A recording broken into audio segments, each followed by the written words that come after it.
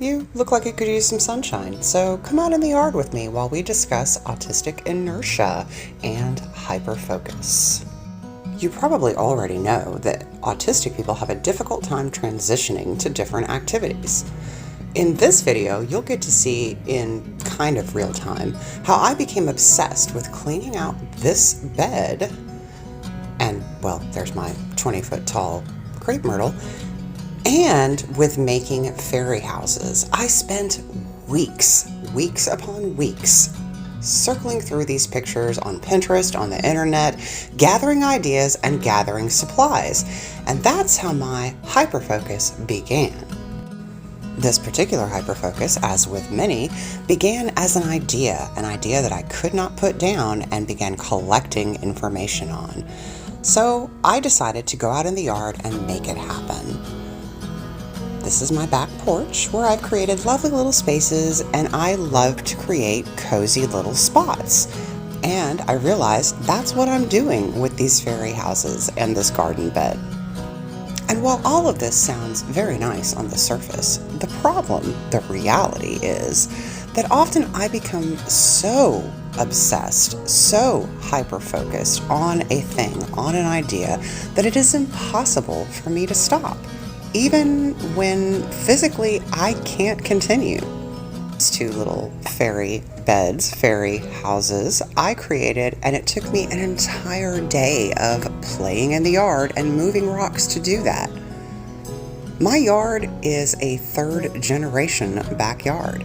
This house was bought by my grandparents in the 1960s. My mother then lived there and left it to me. So there are lots of elements in the yard that are from various different members of my family, and this is kind of me adding my own touches. This is a tree that we planted when my grandfather passed in 2008. So you can see that this is kind of a labor of love, and this giant bed here that my mother created is now overrun with weeds and grass. So I decided that first and foremost, I must clean it all out. And look, I even gathered my supplies first, which usually I forget to do. I often start things and jump right in. Oh, and look, that was supposed to be a really fancy transition to a completed project, but no, this took hours of work to do, hours of bending and squatting, and oh, the dog helped too. And very rarely did I think to even take a break. I often can't film these types of things that I'm doing because I am so engrossed in it, I can't stop.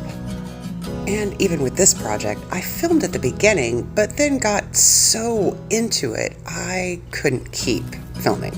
Also, you can see my face in these videos is my concentrating face.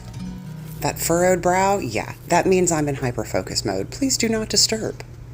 Finally, as I'm about to pass out, hours into this in 100-degree heat, I decide to stop. The dog had the right idea all along. Sit down, take a break in the shade, and admire your work so far. But that is often something that my autistic inertia keeps me from doing. I have to keep going until I complete the project, which often means I don't even start the project because I know that it's going to take me hours. Staying hydrated, taking breaks, these are not things I'm used to doing. Oh, look, we found a cicada. And yes, he was alive. I tried to grab him. Back to pulling weeds. This was a 6-hour labor of love to clean out this bed, to create a dry creek bed, which also took many other hours which I did not film though, because I, again, got so engrossed into what I was doing, I completely lost track of time and lost track of the fact that I was trying to film this. Honestly, the only reason this project even got started is because it was a 3-day weekend, and I knew that I would have several days to complete the work and get it done. Unfortunately, the day after this, we had a tropical storm coming in, so the creek bed had to be done same day. Here's the finished product after weeding, and here's the creek bed. Yeah, jump to the end because, again, I forgot to film all of this hard work. Hours of digging a trench, making a grade, laying down contractor's bags for grass prevention, gathering all the stones, laying them out. This took hours of work, and look, it worked. The next day in the rain, you can see it actually did create a nice little river effect going through my bed. The problem with autistic inertia, though, is that often without reminders, I will keep going to the point of physical failure, to dehydration, to heat stroke. These things have happened to me before. I've passed out in the middle of doing an outdoor project because I forgot to stop and take breaks. With age and time, I've gotten better at reminding myself to stop every once in a while and give myself a rest break.